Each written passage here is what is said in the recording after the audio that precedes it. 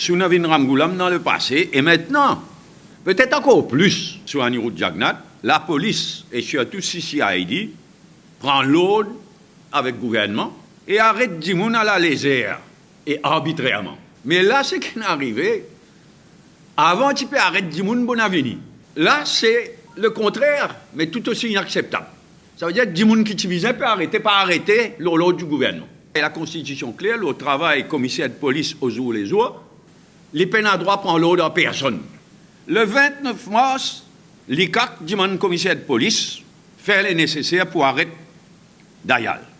Le commissaire de police dit ah non. Il dit à l'ICAC, elle finit l'enquête, après revenir. Et l'ICAC, pas revenir, l'ICAC disparaît. Nous, on connaît qui fait à cause d'ingérence à Anirudh Jagnat. Dans le cas de Vishnu Chimelraid, il a la liberté de faire attendre l'ICAC. L'ICAC dit à nous pour répondre en the warning. Quand il paraît, quand son avocat paraît, bouffonne l'ICAC.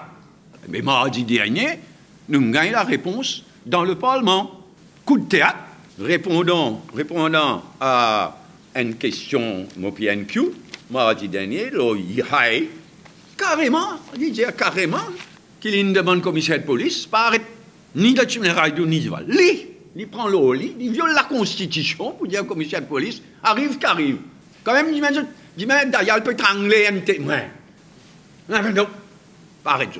Moi, si à la page 19, PNQ de mardi dernier, I asked the Commissioner of Police not to take upon himself a decision to bring any one of them before the court of law and have a provisional. En d'autres mots, il a interdit à eux d'arrêter. Il passe évidemment l'ordre, mais nous tout connaissons. À ce là donc, il donne l'ordre, bien quand il finit l'enquête, pas arrêter personne, même si, peu importe ce qu'il fait, il y a un ZLI dans l'enquête, il n'y a pas un ZLI dans l'enquête, il y a un de warning, il n'y a pas un de warning.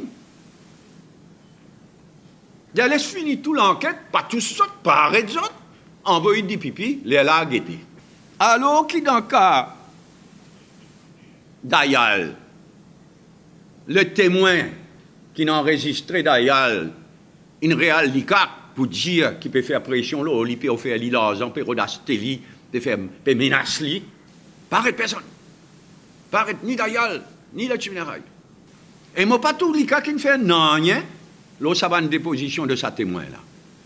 Et moi, tout c'est extraordinaire. La police pas prendre l'enquête avec ni le Chimelraid, ni Anirudh Jagnat, au fausse affidavit. C'est un délit, ça. Alors, là, supposé, c'est fatal.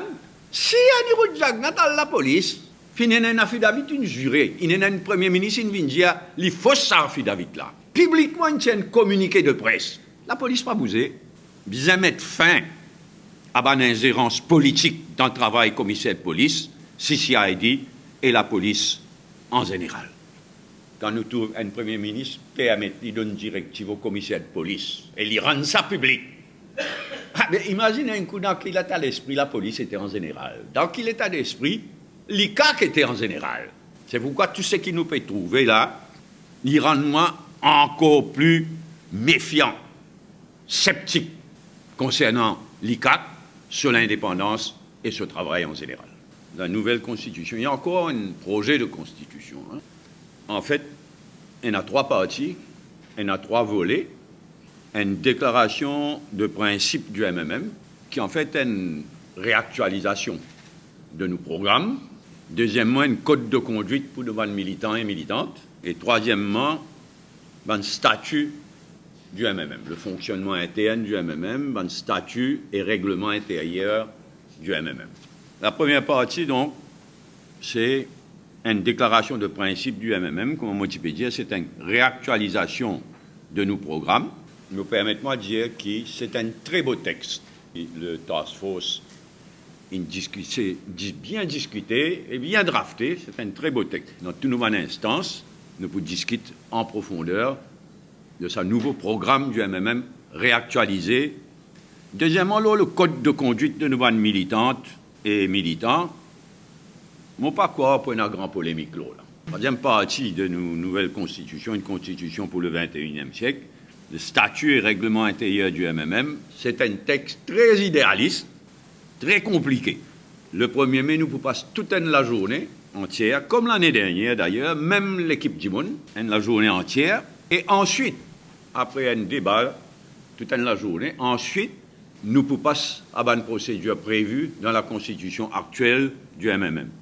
C'est-à-dire, d'abord, le bureau politique pour considérer une recommandation et qui il pour recommander lui-même à comité central. Il apprend les temps qu'il pour prendre et ensuite il pour prier au comité central et quand, à son tour, quand le comité central va finir prendre proposition par proposition, et là, le comité central pour appeler une assemblée de délégués spéciale